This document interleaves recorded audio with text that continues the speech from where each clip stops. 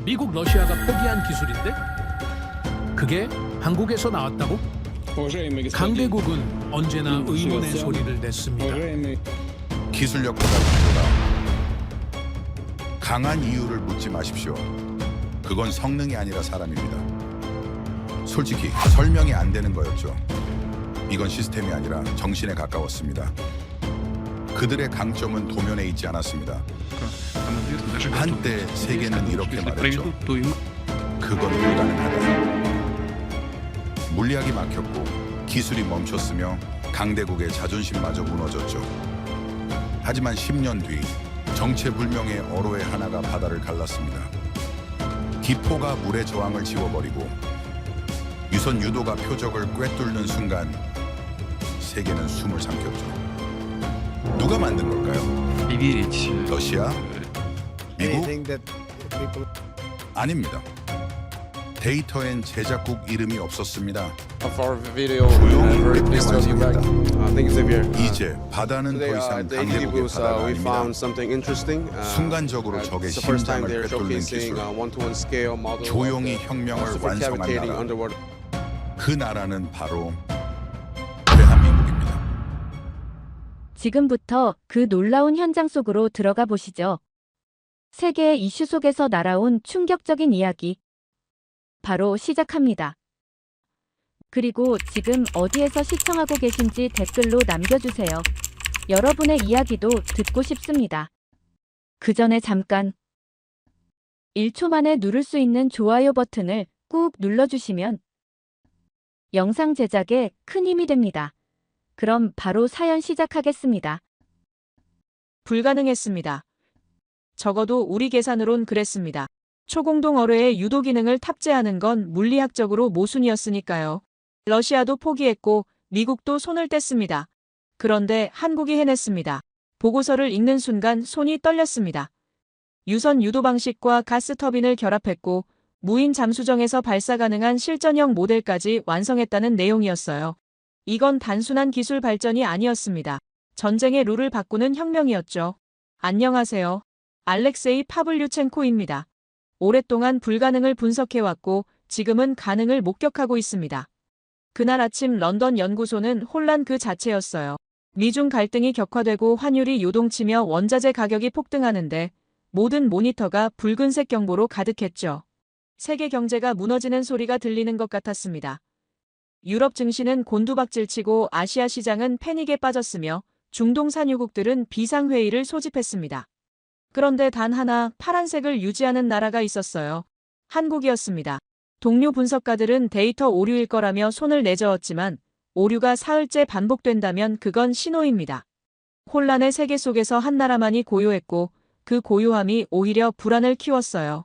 안정이란 단어는 경제학적 현상이 아니라 전략적 선택이었고 뭔가 준비된 게 분명했습니다. 한국 데이터를 열람하기 시작했어요. 경제 지표는 안정적이었고 방산 수출 수치는 가파르게 상승 중이었습니다. 비대칭 해전이라는 키워드가 눈에 들어왔고 초공동 어뢰 개발 완료라는 문구가 화면을 가득 채웠죠. 심장이 빠르게 뛰기 시작했습니다. 러시아 해군 무기연구소에서 일할 때가 떠올랐어요. 슈크발 프로젝트를 직접 봤던 그 시절 말입니다. 세계 최강의 초공동 어뢰였지만 결국 미완성으로 끝났던 기술이었죠. 유도 기능 없이 직진만 가능했고 소음 문제도 해결하지 못했으며 정확도는 기대에 한참 못 미쳤습니다. 그래서 우리는 포기했어요. 미국도 같은 결론을 내렸죠. 물리학의 벽 앞에서 모두가 무릎을 꿇었습니다. 그런데 한국이 그 기술을 완성했다는 겁니까? 보고서는 놀라울 정도로 구체적이었습니다. 유선 유도 방식으로 초기 정밀 제어가 가능하고 가스 버블 형성으로 물의 저항을 완전히 제거했으며 종말 유도 모듈까지 탑재해서 표적 추적이 가능하다는 내용이었어요. 더욱 충격적인 건 무인 잠수정에서 발사할 수 있다는 점이었습니다. 산소가 필요 없으니 1년 내내 바닷속에 잠복할 수 있고 언제 어디서 발사될지 아무도 모른다는 뜻이었죠. 수십 미터 깊이에서 수백 미터 떨어진 곳에 몇 달이고 숨어 있다가 항공모함이나 핵잠수함이 지나가는 순간 흔적도 없이 꿰뚫어버리는 겁니다. 이건 단순한 무기가 아니었어요. 해전의 패러다임을 송두리째 바꾸는 시스템이었습니다. 손가락으로 화면을 확대했습니다. 기술 사양서를 한 줄 한 줄 읽어내려갔어요. 모든 수치가 완벽했고 모든 데이터가 논리적이었습니다. 의심할 여지가 없었죠. 회의실로 향했습니다. 선임 분석가 리처드가 화면을 보더니 착시일 거라는 반응을 보였어요. 한국 정도 규모의 나라가 러시아와 미국이 포기한 기술을 완성했다는 건 말이 안 된다는 논리였죠. 하지만 데이터는 거짓말을 하지 않습니다. 찾는 답은 그래프가 아니라 사람들 속에 있었어요. 기술을 만드는 건 결국 인간이고 그 인간들의 신념이 시스템을 완성시킨다는 걸 깨달았습니다. 2015년 이후 한국의 초공동 어뢰 개발 소식이 끊겼을 때 모두가 실패했다고 생각했어요. 기술적 한계에 부딪혔거나 예산 문제로 중단됐을 거라는 게 일반적인 분석이었죠. 전문가들은 불가능한 도전이었다며 고개를 저었고 언론들은 야심찬 프로젝트의 좌초라고 보도했습니다. 그런데 그게 아니었어요. 그들은 조용히 완성하고 있었던 겁니다. 세계가 포기했다고 판단하는 동안 한국은 묵묵히 전진했고 2025년 실전형 모델을 공개하며 세계를 놀라게 했죠. 이건 반전이 아니라 전략이었습니다. 소음을 내지 않고 결과로 말하는 방식이었어요. 외치지 않고 증명하는 문화였습니다. 화면 속 데이터를 계속 응시했어요. 방산 수출 지표가 가파르게 상승하고 있었고 인도가 한국 무기 시스템 도입을 적극 검토 중이라는 보도가 나왔습니다. 러시아 주요 외신들은 한국 기술의 확산을 심각하게 우려한다는 논평을 내놓았죠. 우려라는 단어가 곧 인정이라는 걸 알고 있었어요. 기술이 위협적이지 않다면 우려할 이유가 없으니까요. 한국은 이제 단순한 기술 소비국이 아니었습니다. 설계국으로 변모하고 있었고 세계 방산 시장의 판도를 흔들고 있었어요. 작은 나라가 큰 변화를 만들어내는 순간이었습니다. 리처드에게 직접 가서 확인하겠다고 전했어요. 숫자와 보고서만으론 부족했습니다. 현장을 봐야 했고 사람들을 만나야 했죠. 그는 여전히 회의적이었지만 막을 순 없었습니다. 한국행 비행기 표를 예약하면서 생각했어요. 세계가 무너질 때 한 나라만 흔들리지 않았다면 그 나라엔 분명 이유가 있을 거라고 말입니다. 그 이유를 찾는 게 분석가의 임무였고 진실을 기록하는 게 기자의 의무였죠. 러시아에서 태어나 영국에서 일하지만 진실만큼은 국적이 없습니다. 비행기에 오르기 전 마지막으로 데이터를 확인했어요. 한국은 여전히 파란색이었고 나머지 세계는 붉게 타오르고 있었습니다. 그 대비가 너무 극명해서 오히려 아름다웠죠. 혼란 속에서 질서를 유지하는 힘이 과연 무엇인지 궁금했어요. 기술일까요? 아니면 시스템일까요? 아니면 그 이상의 무언가일까요? 답을 찾아 떠나는 여정이 시작됐습니다. 한국이라는 설명되지 않는 변수를 이해하기 위한 긴 여정 말입니다. 코리아라는 단어가 머릿속에서 맴돌았어요. 그 작은 단어 안에 얼마나 큰 비밀이 숨어 있을지 상상할 수조차 없었습니다. 창밖으로 런던의 야경이 멀어져 갔어요. 어둠 속에서 불빛들이 깜빡였지만 모두 불안정해 보였습니다. 반면 머릿속에 떠오른 서울의 이미지는 고요하고 안정적이었죠. 그들이 준비한 게 무엇인지 세상은 아직 모르고 있었고 곧 알게 될 겁니다. 조용히 완성된 혁명은 소리 없이 세계를 바꾸고 외치지 않는 강함은 결국 결과로 증명됩니다. 한국은 말하지 않았어요. 대신 보여줬습니다. 이제 그 결과를 직접 목격할 시간이었고 불가능을 가능으로 바꾼 사람들을 만날 시간이었습니다. 가슴이 뛰기 시작했어요. 이건 단순한 취재가 아니었습니다. 역사가 바뀌는 순간을 기록하는 일이었죠. 인천공항에 내렸을 때 가장 먼저 느낀 건 정적이었습니다. 런던의 소란스러움과는 달리 모든 게 정돈되어 있었고 사람들은 빠르게 움직이면서도 질서를 유지했죠. 공항 로비를 지나며 생각했어요. 이 나라의 안정은 우연이 아니라 문화라고 말입니다. 택시를 타고 서울로 향하는 동안 창밖 풍경을 바라봤습니다. 고층 빌딩들이 빽빽하게 들어서 있었지만 어딘가 계획적으로 보였고 도로는 혼잡했지만 혼란스럽진 않았어요. 모든 게 시스템 안에서 움직이고 있었습니다. 호텔에 도착해서 짐을 풀고 곧바로 자료를 펼쳤어요. 한국 초공동 어뢰 관련 보고서였습니다. 첫 페이지를 넘기는 순간 가슴 한구석이 무너지는 느낌이었죠. 러시아인으로서의 자존심이 흔들렸습니다. 우리가 포기했던 기술을 한국이 완성했다는 사실이 믿기지 않았어요. 아니 믿고 싶지 않았는지도 모릅니다. 손가락으로 보고서를 천천히 넘기며 과거를 떠올렸습니다. 러시아 해군 무기연구소에서 일하던 시절이 선명하게 기억났어요. 슈크발 프로젝트에 참여했던 그때 말입니다. 슈크발은 우리의 자부심이었어요. 세계 최강의 초공동 어뢰라고 믿었습니다. 시속 200km가 넘는 속도로 물속을 질주하는 괴물이었죠. 가스터빈이 어뢰 앞부분에 기포를 형성해서 물의 저항을 줄이는 원리였고 이론상으론 완벽했습니다. 실제로도 엄청난 속도를 냈어요. 시험 발사 때 수중에서 하얀 궤적을 남기며 돌진하는 모습을 보고 모두가 환호했죠. 하지만 치명적인 결함이 있었습니다. 유도 기능이 없었어요. 발사하면 오직 직진만 가능했고 목표물이 조금만 움직여도 빗나갔습니다. 게다가 소음 문제도 심각했어요. 가스터빈이 만들어내는 소리가 너무 커서 적함이 멀리서도 탐지할 수 있었고 회피 기동을 할 시간이 충분했습니다. 우리는 수년간 이 문제를 해결하려고 했어요. 최고의 물리학자들과 엔지니어들이 모였고 천문학적인 예산이 투입됐습니다. 하지만 답을 찾지 못했죠. 속도를 유지하면서 동시에 유도 기능을 넣는 건 물리학적으로 모순이었어요. 기포 안에서는 센서가 작동하지 않았고 기포 밖으로 센서를 내밀면 저항이 생겨서 속도가 떨어졌습니다. 결국 우리는 포기했어요. 이론적으로 불가능하다는 결론을 내렸습니다.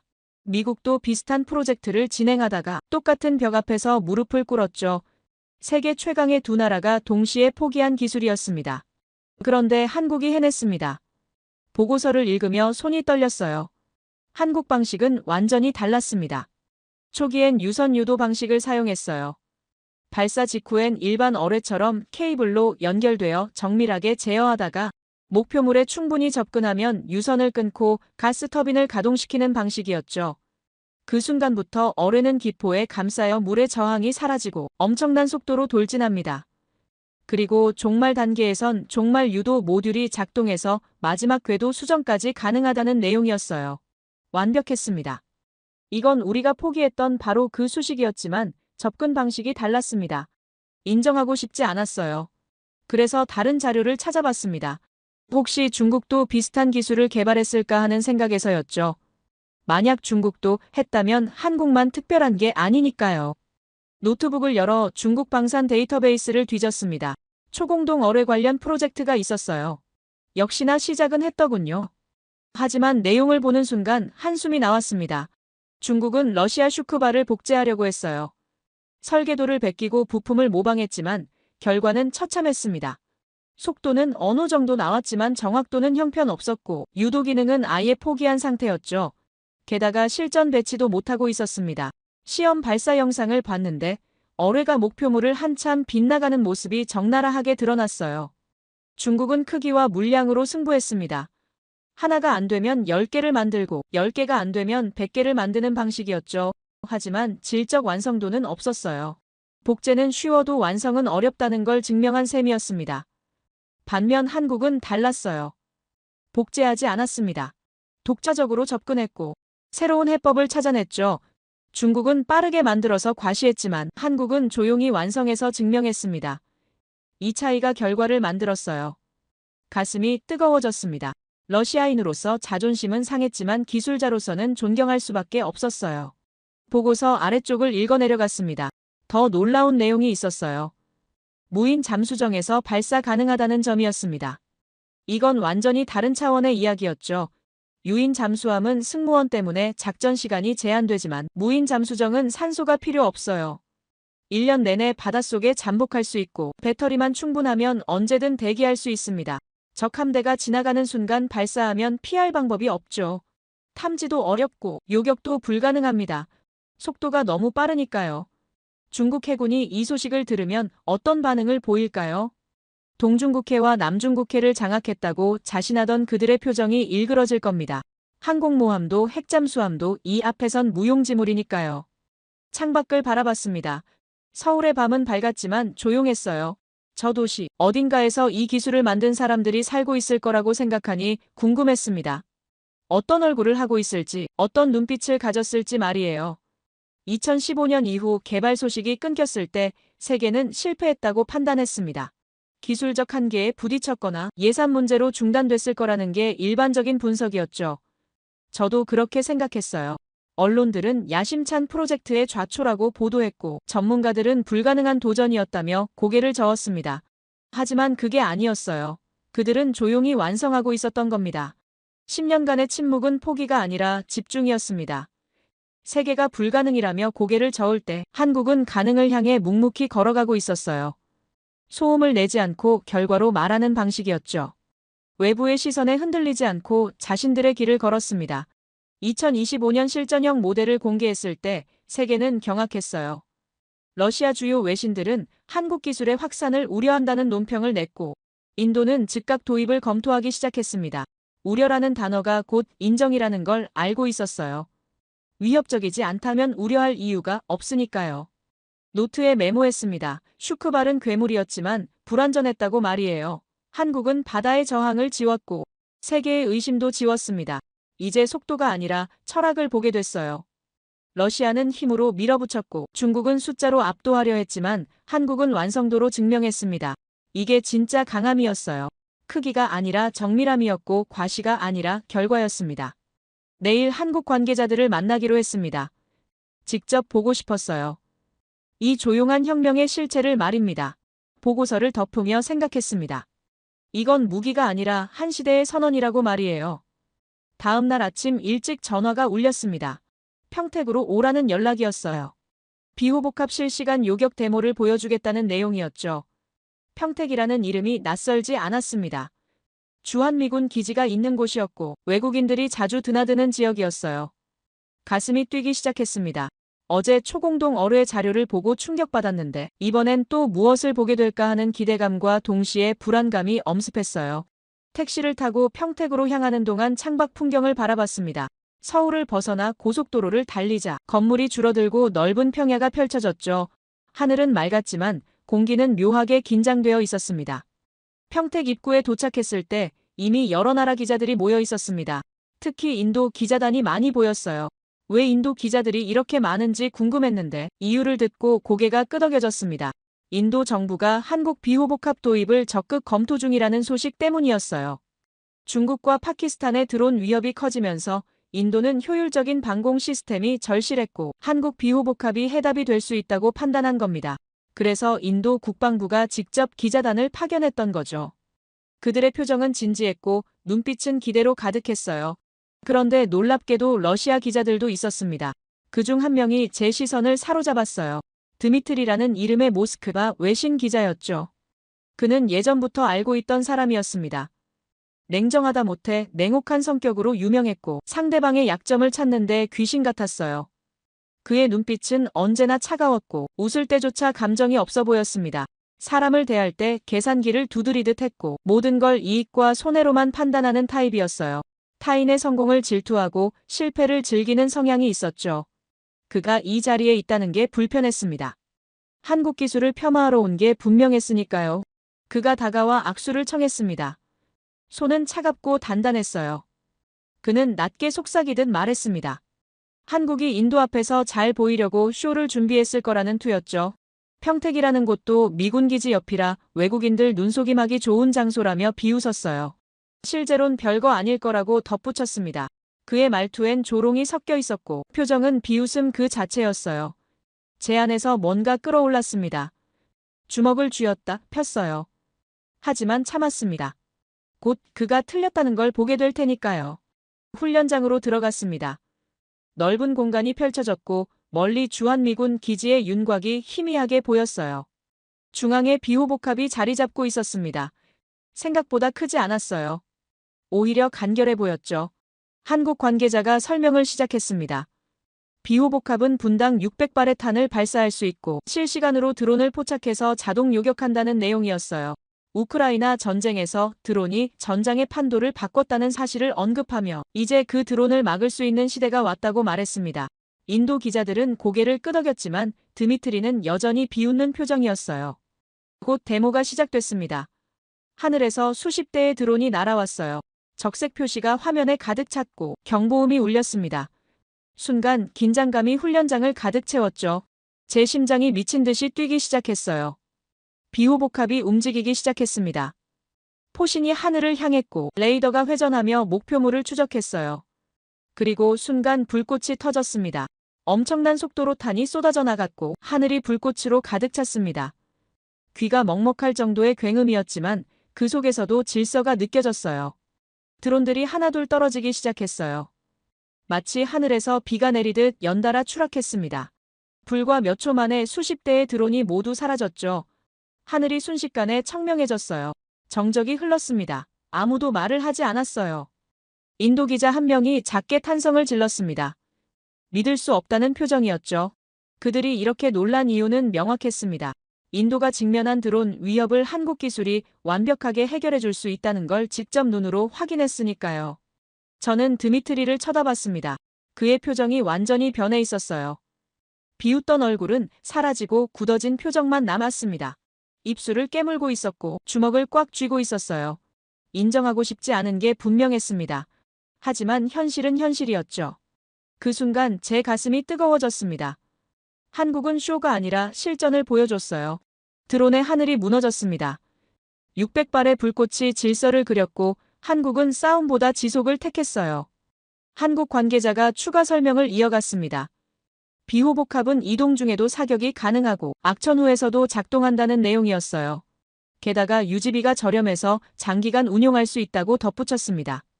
인도 기자 한 명이 질문했습니다. 수입이 가능한지 묻는 내용이었어요. 한국 측은 긍정적으로 검토 중이라고 답했습니다. 그 순간 드미트리의 얼굴이 더욱 일그러졌어요. 한국 기술이 인도로 확산되는 걸 원치 않는 게 분명했습니다. 러시아 입장에선 위협이니까요. 저는 생각했습니다.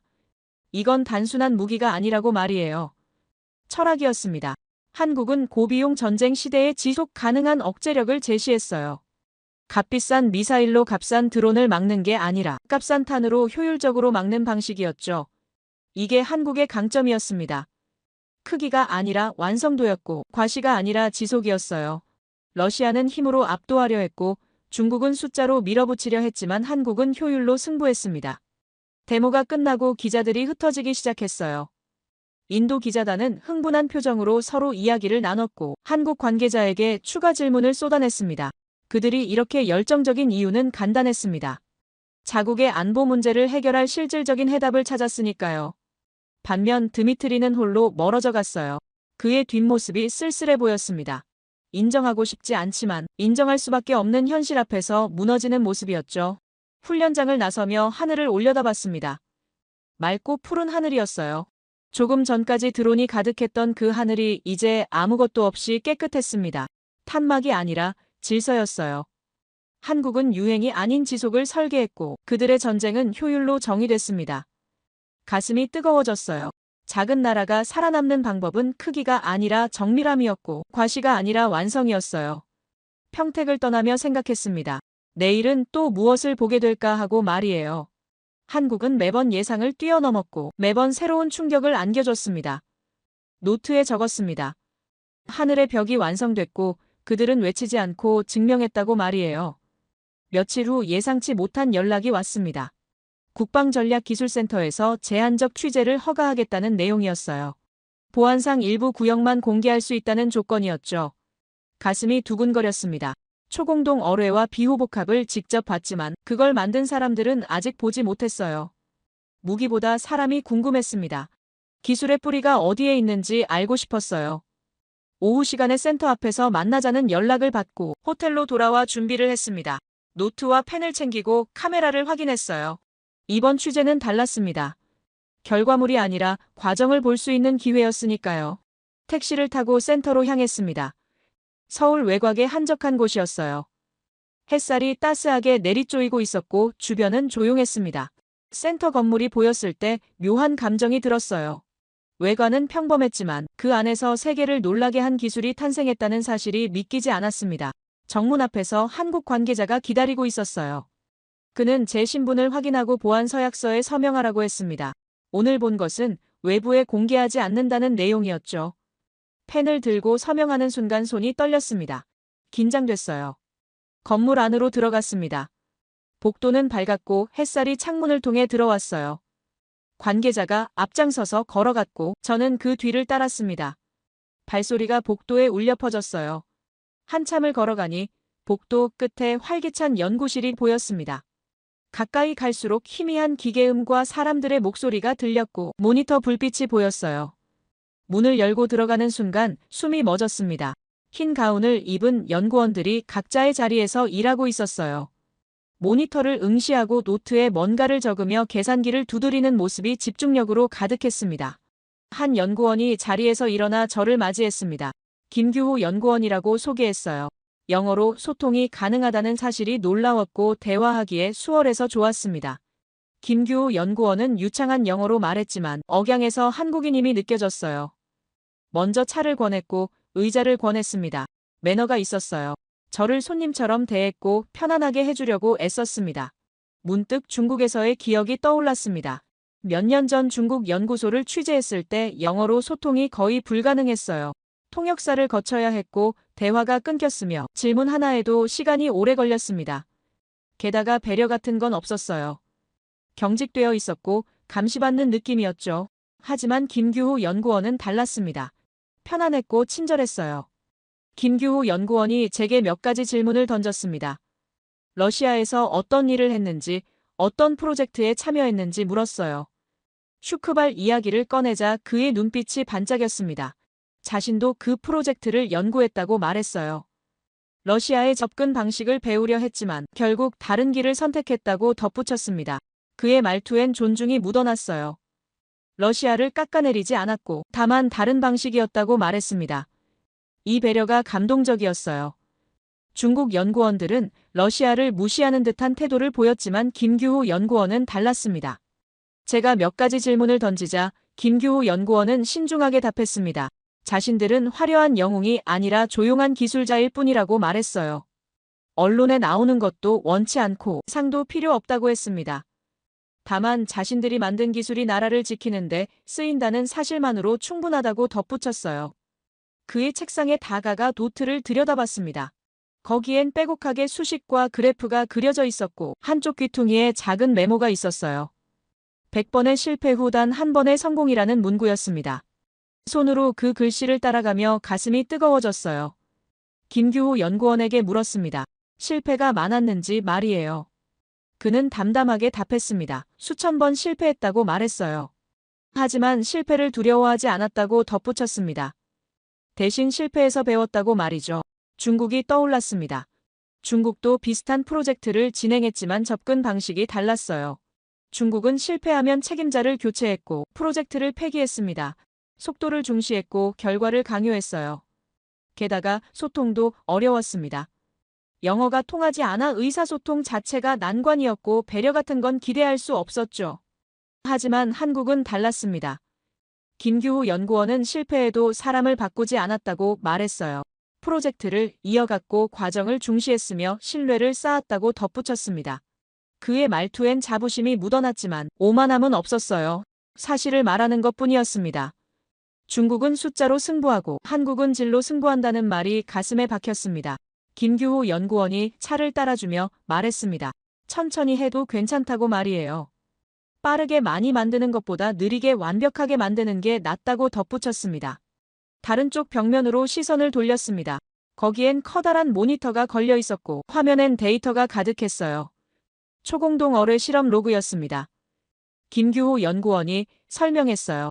2015년부터 2025년까지 10년간의 기록이라고 말했습니다. 각 실패마다 원인 분석과 개선 방향이 적혀 있었고 다음 실험으로 이어지는 흔적이 명확했어요. 이건 포기가 아니라 누적이었습니다. 김규호 연구원이 덧붙였습니다. 10년 동안 외부에선 소식이 끊겼지만 내부에선 매일 진전이 있었다고 말이에요. 김규호 연구원의 눈빛은 맑았고 표정은 진지했어요. 거짓이 없었습니다. 진심이었어요. 제 안에서 뭔가 무너졌습니다. 러시아인으로서의 자존심이 아니라 인간으로서의 감동이 밀려왔어요.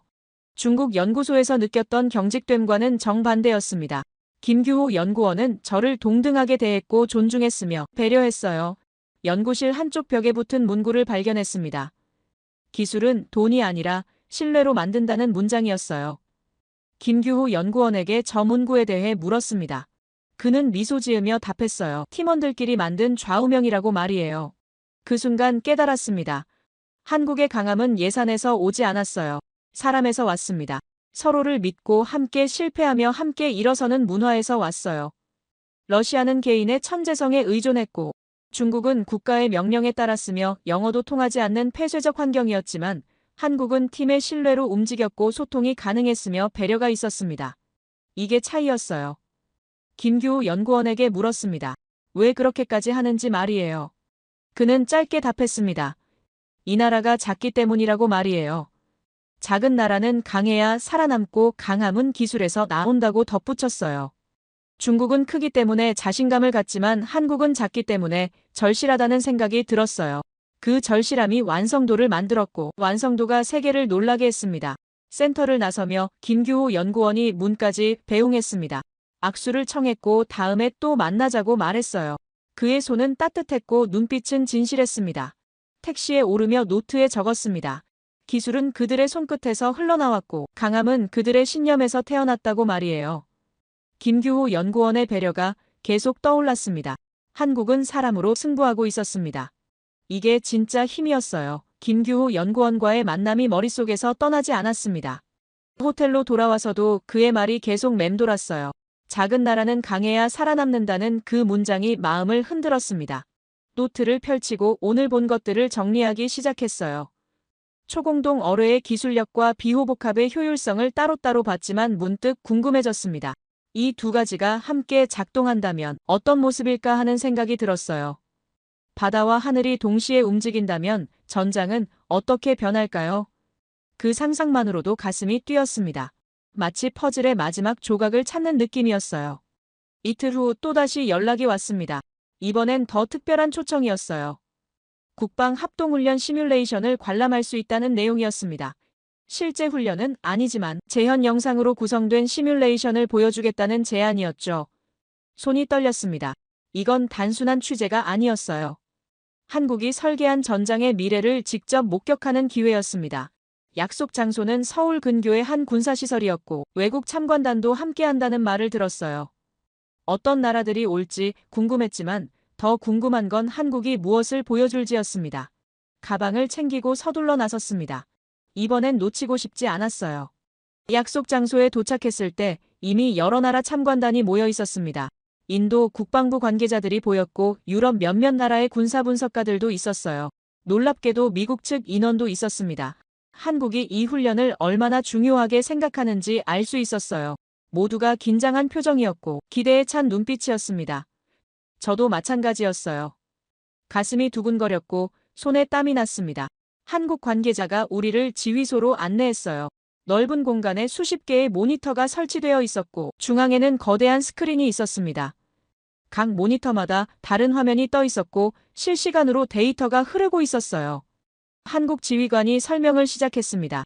오늘 보여줄 시뮬레이션은 바다와 하늘을 동시에 방어하는 통합작전 개념이라는 내용이었어요. 루프라는 시스템이 핵심이라고 말했습니다. 탐지하고 판단하고 대응하는 모든 과정이 하나로 연결된다는 설명이었죠.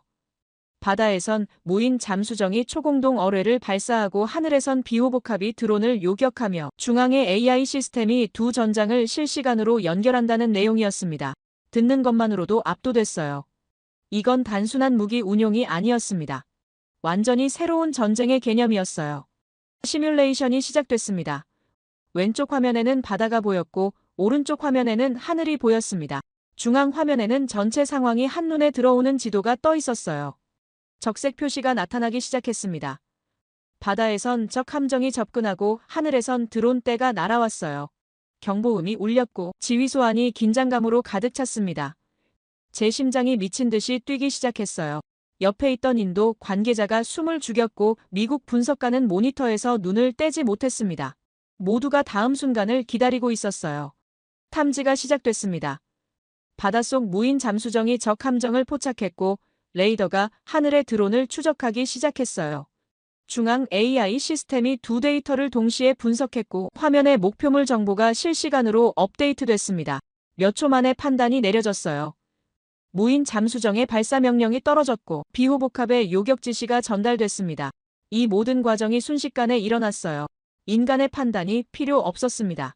시스템이 스스로 결정하고 실행했어요. 이게 AI의 힘이었습니까?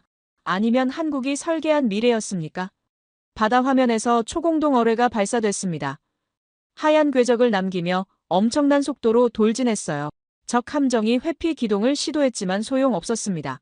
어뢰는 정확하게 명중했고 화면에 폭발 효과가 나타났어요. 동시에 하늘 화면에서 비호복합이 작동했습니다. 분당 600발의 탄이 쏟아져 나갔고 드론대가 순식간에 사라졌어요. 두 전장이 완벽하게 동기화되어 움직였습니다. 바다와 하늘이 하나의 리듬으로 호흡했어요. 중앙 화면에 문구가 떴습니다. 루프가 닫혔다는 뜻이었습니다. 모든 과정이 완결됐다는 의미였죠. 정적이 흘렀습니다. 아무도 말을 하지 않았어요. 인도 관계자는 입을 벌린 채 화면을 응시했고 미국 분석가는 고개를 천천히 끄덕였습니다. 유럽 참관단은 서로 눈빛을 교환했어요. 모두가 같은 생각을 하고 있었습니다. 이건 연습이 아니라 현실이라고 말이에요. 한국은 이미 미래 전장을 설계했고 시뮬레이션으로 증명했습니다. 제 가슴이 뜨거워졌어요. 러시아에서 일할 때 우리는 개별 무기의 성능에만 집중했습니다. 더 빠르고 더 강한 무기를 만드는 데 집착했어요. 하지만 한국은 달랐습니다. 무기가 아니라 시스템을 만들었고 개별 성능이 아니라 통합 효율을 추구했어요. 이게 차이였습니다. 한국 지휘관이 추가 설명을 이어갔습니다. 이 시스템은 확장 가능하다는 내용이었어요. 바다와 하늘뿐만 아니라 육지까지 연결할 수 있고 더 많은 무기 플랫폼을 추가할 수 있다고 말했습니다. 미래엔 모든 전장이 하나의 네트워크로 연결될 거라고 덧붙였어요. 인도 관계자가 질문했습니다. 이 시스템을 도입할 수 있는지 묻는 내용이었어요. 한국 측은 협력 가능하다고 답했습니다. 그 순간 미국 분석가의 표정이 미묘하게 변했어요. 경계하는 듯한 눈빛이었습니다. 한국 기술이 확산되는 걸 달가워하지 않는 것 같았어요. 하지만 막을 수는 없었습니다. 기술은 이미 증명됐으니까요. 시뮬레이션이 끝나고 참관단이 흩어지기 시작했습니다. 인도 관계자들은 흥분한 표정으로 서로 이야기를 나눴고 유럽 참관단은 한국 측에 추가 질문을 쏟아냈어요. 저는 창밖을 바라봤습니다. 하늘은 맑았고 바다는 보이지 않았지만 머릿속에선 두 전장이 계속 움직이고 있었어요. 한국은 강함을 크기에서 찾지 않았습니다. 효율에서 찾았어요. 러시아는 힘으로 밀어붙였고 미국은 기술로 압도했지만 한국은 연결로 승부했습니다. 탐지와 결심과 실행이 모든 루프가 닫혔어요. 그들은 거대하지 않지만 완전했습니다. 강함은 크기가 아니라 구조의 완성에서 온다는 걸 깨달았어요. 지휘소를 나서며 노트에 적었습니다. 전쟁은 연결의 예술이라고 말이에요. 한국은 개별 무기의 승리가 아니라 시스템의 승리를 추구했고 일시적 강함이 아니라 지속 가능한 강함을 설계했습니다. 이 작은 나라가 전장을 설계하고 있었어요. 세계는 아직 그 설계의 끝을 모릅니다. 하지만 곧 알게 될 겁니다. 조용히 완성된 혁명은 소리 없이 세계를 바꾸니까요. 택시에 오르며 생각했습니다. 한국은 말하지 않았다고 말이에요. 대신 보여줬습니다. 이게 진짜 힘이었어요. 시뮬레이션을 보고 난 뒤 며칠간 머릿속이 복잡했습니다. 화면으로 본 것과 실제는 다를 수 있다는 생각이 계속 들었어요. 아무리 정교한 시뮬레이션이라도 현실의 변수를 완벽하게 재현할 순 없으니까요. 날씨가 바뀌고 파도가 일렁이며 바람이 불 때도 저 시스템이 작동할까요? 의심이 아니라 궁금증이었습니다. 기술자로서의 본능이었어요. 그런데 마치 제 마음을 읽은 듯 또다시 연락이 왔습니다. 이번엔 실제 훈련을 참관할 수 있다는 내용이었어요. 손이 떨렸습니다. 이건 완전히 다른 차원이었습니다. 시뮬레이션이 아니라 실전 검증이었으니까요. 장소는 서해안의 한 훈련장이었고 보안 비표시 구역이라는 단서가 붙어 있었어요. 촬영은 제한적으로만 허가되고 일부는 시뮬레이션 클립과 결합해서 보여줄 거라는 설명이었습니다. 이해했습니다. 군사 기밀을 완전히 공개할 순 없으니까요. 하지만 실제 발사 장면만이라도 볼 수 있다는 사실에 가슴이 뛰었어요. 약속된 날 새벽같이 일어나 준비를 했습니다. 카메라와 노트를 챙기고 두꺼운 옷을 입었어요. 바닷가는 추울 테니까요. 호텔을 나서며 생각했습니다. 오늘이 진짜 시험의 날이라고 말이에요. 훈련장에 도착했을 때 이미 여러 나라 참관단이 모여 있었습니다. 인도와 유럽 그리고 동남아시아 몇몇 나라의 군사 전문가들이 보였어요. 모두가 긴장한 표정이었고 기대에 찬 눈빛이었습니다. 바다는 잔잔하지 않았어요. 파도가 일렁이고 바람이 불었습니다. 오히려 좋았습니다. 악조건 속에서도 작동하는지 확인할 수 있는 기회였으니까요. 한국 관계자가 우리를 관측소로 안내했어요. 방풍 유리로 된 공간이었고 바다가 한눈에 내려다 보였습니다. 모니터들이 설치되어 있었고 각 화면마다 다른 각도의 바다가 보였어요. 한국 지휘관이 브리핑을 시작했습니다. 오늘은 초공동 어뢰 종말 유도, 실사격과 비호복합 다중 요격 시연을 동시에 진행한다는 내용이었어요. 실제 표적함과 드론을 사용하고 날씨 조건도 그대로 반영한다고 말했습니다. 이건 쇼가 아니라 검증이라고 덧붙였어요. 그 말이 가슴에 박혔습니다. 한국은 과시하지 않았습니다. 증명하려 했어요. 참관단 모두가 숨을 죽였고 저도 긴장하기 시작했습니다. 만약 실패한다면 어떻게 될까요? 하지만 한국 관계자들의 표정은 담담했어요. 불안함이 없었습니다. 오히려 확신에 차 있었어요. 카운트다운이 시작됐습니다. 모니터에 숫자가 떴어요. 3, 2, 1 그리고 발사 명령이 떨어졌습니다. 수면 아래 어딘가에서 초공동 어뢰가 발사됐고 화면에 하얀 궤적이 나타나기 시작했어요. 동시에 하늘에선 드론대가 접근했고 비호복합이 작동을 시작했습니다. 귀가 찢어질 듯한 굉음이 들렸고 탄막이 하늘을 가득 채웠어요. 옆에 있던 인도 전문가가 손으로 귀를 막았고 유럽 참관단은 쌍안경을 들고 하늘을 응시했습니다. 제 심장은 미친 듯이 뛰고 있었어요. 이건 시뮬레이션이 아니었습니다. 실전이었어요. 수면이 폭발했습니다. 표적함이 명중당한 순간이었어요. 물기둥이 솟아올랐고 폭발음이 뒤늦게 들려왔습니다. 정확했습니다. 어뢰는 표적 중심부를 관통했고 오차는 거의 없어 보였어요. 동시에 하늘에선 드론들이 하나둘 추락하기 시작했습니다. 비호복합의 탄막이 정확하게 목표물을 포착했고 불과 몇 초 만에 모든 드론이 사라졌어요. 파도가 일렁이고 바람이 불었지만 시스템은 흔들리지 않았습니다. 악천후 속에서도 완벽하게 작동했어요. 정확함은 우연이 될 수 없다는 생각이 들었습니다. 이건 시스템이었어요. 정적이 흘렀습니다. 아무도 말을 하지 않았어요. 모두가 방금 목격한 장면을 소화하느라 시간이 필요했습니다. 인도 전문가가 천천히 고개를 끄덕였고 유럽 참관단은 서로 눈빛을 교환했어요. 저는 노트에 적기 시작했습니다. 그들은 시험하지 않았다고 말이에요. 증명했습니다. 한국은 가능성을 보여준 게 아니라 현실을 확인시켰어요. 이 차이가 중요했습니다. 러시아는 시험 발사에서 성공하면 만족했고 미국은 통제된 환경에서 작동하면 인정했지만 한국은 달랐습니다. 실전과 똑같은 조건에서 검증했어요. 한국 관계자가 우리를 분석실로 안내했습니다. 거기선 사후 분석이 진행되고 있었어요. 화면에 방금 전 발사 장면이 재생되고 있었고 각종 데이터가 실시간으로 분석되고 있었습니다. 어뢰의 궤적과 속도 그리고 명중 지점이 정밀하게 표시됐어요. 오차율이 화면에 떴습니다. 0.002%였어요. 믿을 수 없는 수치였습니다. 옆에 있던 유럽 전문가가 작게 탄성을 질렀어요. 이런 정확도는 본 적이 없다는 반응이었습니다. 비호복합 데이터도 마찬가지였어요. 발사된 탄의 명중률이 98%를 넘었고 요격 성공률은 100%였습니다. 한국 현장 요원이 설명했습니다. 이 데이터는 바로 다음 훈련에 반영될 거라고 말했어요. 완벽해 보여도 개선할 점을 찾는다고 덧붙였습니다. 그 말을 듣는 순간 깨달았습니다. 한국은 성공에 만족하지 않았어요. 더 나은 결과를 추구했습니다. 그들은 실패를 기록하지 않았어요. 개선했습니다. 이게 한국 방식이었습니다. 우연히 반복되면 그것은 시스템이 된다는 생각이 들었어요. 한국의 정확함은 한두 번의 운이 아니었습니다. 수천 번의 반복으로 만들어진 본능이었어요. 참관단과 함께 훈련장을 나섰습니다. 바다는 여전히 일렁이고 있었고 바람은 차가웠어요. 하지만 제 가슴은 뜨거웠습니다. 한국은 승리를 연습하지 않았어요. 완벽을 연습했습니다. 이 차이가 결과를 만들었습니다.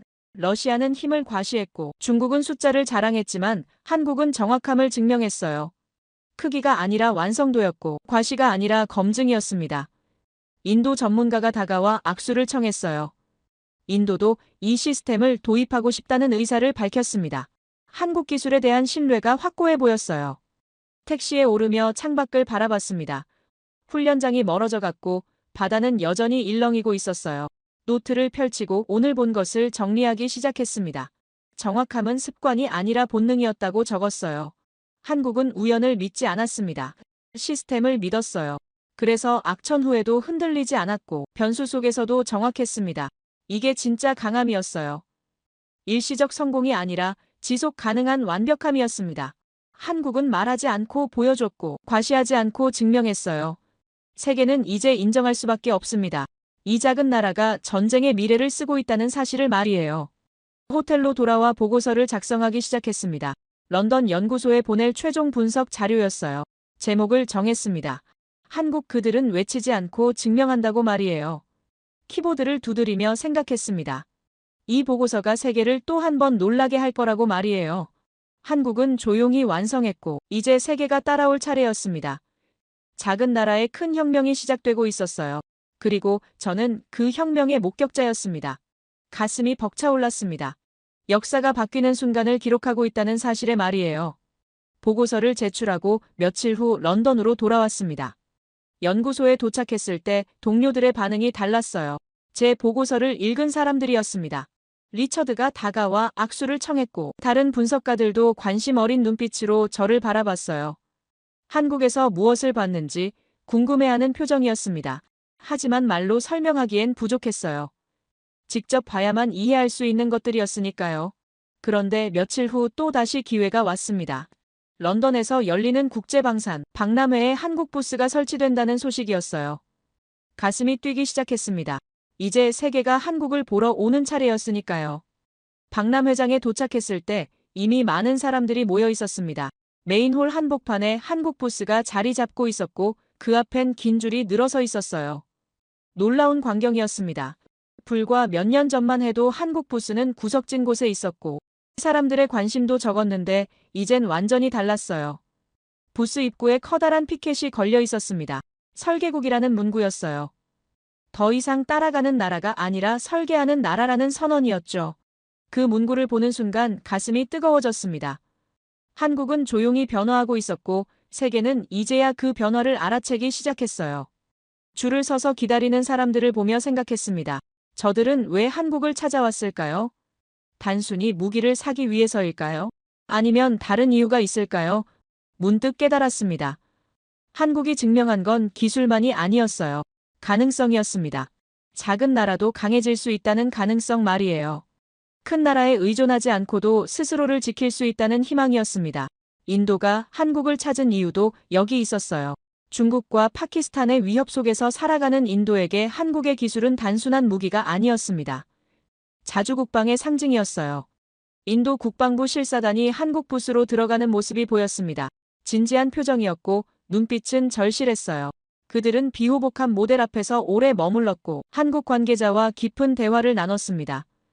비호복합은 우리의 드론 방패가 될 거라는 말이 들렸어요. 단순한 관심이 아니라 확신이었습니다. 한국 기술이 인도의 하늘을 지킬 거라는 믿음이었죠. 계약서를 검토하는 모습도 보였습니다. 이건 쇼가 아니었어요. 실제 도입이 진행되고 있었습니다. 한국은 가격 경쟁이 아니라 기술 경쟁으로 승부했고 결과는 명확했어요. 부스 한쪽에서 러시아 기자들이 모여 있는 걸 발견했습니다. 드미트리도 보였어요. 평택에서 봤던 그 냉소적인 표정은 사라지고 대신 경계하는 눈빛만 남아 있었습니다. 그는 동료들과 낮은 목소리로 이야기를 나누고 있었고 표정은 어두웠어요. 한국 기술의 확산을 우려하는 게 분명했습니다. 러시아 입장에선 위협이니까요. 이 기술이 전 세계로 퍼지면 러시아의 군사적 우위가 흔들릴 수 있었어요. 우크라이나에 한국 무기가 공급될 가능성도 있었고 동유럽 국가들이 한국 시스템을 도입할 수도 있었습니다. 드미트리의 불안한 표정이 그 모든 걸 말해주고 있었어요. 그 순간 깨달았습니다. 우려라는 단어가 곧 인정이라는 사실을 말이에요. 위협적이지 않다면 우려할 이유가 없습니다. 러시아가 한국을 경계한다는 건 한국이 이미 무시할 수 없는 존재가 됐다는 뜻이었어요. 작은 나라가 큰 나라를 긴장시키고 있었습니다. 이게 얼마나 대단한 일입니까? 불과 몇십 년 전만 해도 한국은 전쟁의 폐허 속에 있었고 강대국의 도움 없이는 살아남을 수 없었어요. 분단의 아픔을 겪었고 외세의 간섭을 받았으며 언제나 누군가에게 의존해야 했습니다. 하지만 이제는 달랐어요. 한국은 스스로를 지킬 힘을 갖췄고 나아가 다른 나라를 도울 수 있는 나라가 됐습니다. 유럽 바이어들도 한국 부스를 찾아왔습니다. 독일과 프랑스 그리고 폴란드 관계자들이 보였어요. 그들은 한국 관계자에게 질문을 쏟아냈고 기술 사양서를 꼼꼼히 검토했습니다. 한 유럽 바이어가 말했어요. 한국은 가격 경쟁이 아니라 기술 경쟁으로 왔다고 말이에요. 그 말이 모든 걸 설명했습니다. 과거 한국은 싸게 많이 만드는 나라였지만 이제는 비싸도 완벽하게 만드는 나라가 됐어요. 양보다 질을 택했고 속도보다 완성도를 선택했습니다. 이 변화가 세계를 놀라게 했어요. 박람회장 한쪽 스크린에서 뉴스가 흘러나왔습니다. 국제금융지 헤드라인이었어요. 한국 방산 지수 사상 최고치 경신이라는 문구가 보였고 아시아 중견국을 넘어섰다는 분석도 나왔습니다. 화면을 바라보며 가슴이 벅차올랐어요. 이건 단순한 경제 지표가 아니었습니다. 한국의 위상이 바뀌고 있다는 증거였어요. 더 이상 도움받는 나라가 아니라 도움을 주는 나라로 말이에요. 의존하는 나라가 아니라 신뢰받는 나라로 변모하고 있었습니다. 작은 나라의 큰 꿈이 현실이 되고 있었어요. 노트를 꺼내 적기 시작했습니다. 관심은 시작이고 우려는 경위의 다른 얼굴이라고 말이에요. 한국은 전쟁을 수출하지 않았습니다. 신뢰를 수출했어요. 무기가 아니라 안정의 개념을 팔고 있었습니다. 인도가 찾는 건 드론 방어 시스템만이 아니었어요. 자주국방의 가능성이었습니다. 유럽이 원하는 건 첨단 무기만이 아니었어요. 균형이었습니다. 한국이 제공하는 진짜 가치는 기술 그 자체가 아니라 독립의 희망이었습니다. 강대국에 기대지 않고도 스스로를 지킬 수 있다는 증명이었어요. 박람회를 나서며 뒤돌아봤습니다. 한국 부스 앞엔 여전히 긴 줄이 늘어서 있었고 각국 깃발 아래 사람들이 모여 있었어요. 플래시가 터지고 악수가 오가며 계약서가 오갔습니다. 이 광경을 보며 눈시울이 뜨거워졌어요. 한국인이 아닌 제가 이런 감정을 느낀다는 게 신기했습니다. 하지만 이해할 수 있었어요. 약자가 강자가 되는 이야기는 누구에게나 감동을 주니까요. 한국은 외치지 않았습니다. 결과로 말했어요. 과시하지 않았습니다. 증명했어요. 세계는 이제 한국을 다르게 보고 있었고 한국은 그 시선을 조용히 받아들이고 있었습니다. 택시에 오르며 적었습니다. 그들은 기술을 만들었고 세계는 그 기술에 자신을 비췄다고 말이에요. 균형, 그것이 한국이 팔고 있는 진짜 제품이었습니다. 런던으로 돌아온 후 며칠간 보고서 작성에 몰두했습니다. 지난 몇 주간 한국에서 본 모든 것들이 머릿속에서 정리되고 있었어요. 창밖으로 런던에 비가 내리고 있었고 회색빛 하늘이 낮게 드리워져 있었습니다. 서울의 맑은 하늘이 그리웠어요. 평택의 따뜻한 햇살과 연구소에서 본 연구원들의 진지한 표정도 떠올랐습니다. 특히 김규호 연구원과의 대화가 계속 맴돌았어요. 더 궁금한 게 생겼습니다. 한국의 미래 계획은 무엇인지, 앞으로 어떤 기술을 개발할 건지 말이에요. 메일을 보냈습니다. 화상회의가 가능한지 묻는 내용이었어요. 다음 날 답장이 왔습니다. 가능하다는 회신이었죠. 약속된 시간에 노트북을 켰습니다. 화면에 김규호 연구원이 나타났어요. 여전히 흰 가운을 입고 있었고 뒤로 연구실이 보였습니다. 반가운 얼굴이었어요. 그는 미소를 지으며 인사했습니다. 런던은 어떤지 물었고 저는 비가 많이 온다고 답했어요. 잠깐의 안부 인사 후 본론으로 들어갔습니다. 더 궁금한 게 있다고 말했어요. 김규호 연구원은 고개를 끄덕이며 물어보라는 신호를 보냈습니다. 편안한 분위기였어요.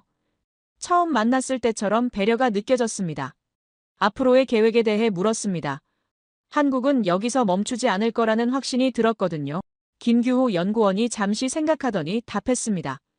지금은 바다와 하늘을 연결했지만 앞으로는 육지까지 확장할 계획이라고 말했어요.